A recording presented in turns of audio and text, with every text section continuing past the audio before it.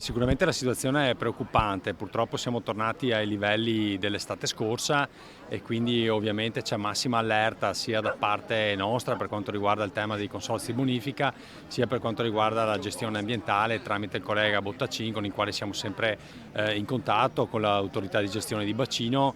A metà febbraio la situazione può già dirsi emergenziale, anche se ormai si potrebbe parlare di una nuova normalità. I canali in secca a Venezia nei giorni del carnevale sono emblematici, ma è tutto il territorio ad avere sete, praticamente in pieno inverno. La regione si sta muovendo su tutti i piani, da Roma a Trento, per quello che di fatto è un continuo braccio di ferro.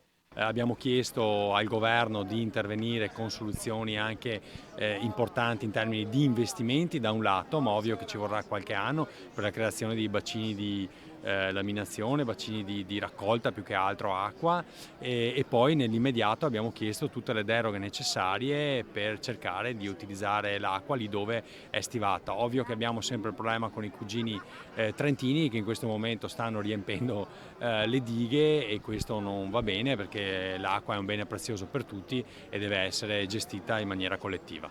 I dati sulla piovosità diffusi da ANBI parlano chiaro: nel 2022 si sono registrati 387 mm di pioggia in meno rispetto alla media intorno ai 1040, una differenza in negativo del 40%, media che sembra confermata in questo primo scorcio di 2023. La prima preoccupazione va al settore primario. Io l'ho già chiesto al ministro Lollobrigida, al ministro dell'Agricoltura, perché è ovvio che noi siamo preoccupati per questo settore, ma il tema della mancanza dell'acqua non investe soltanto l'agricoltura, ma insomma il vivere civile, insomma anche l'uso umano. Quindi abbiamo chiesto misure straordinarie e ora vedremo quali saranno le risposte.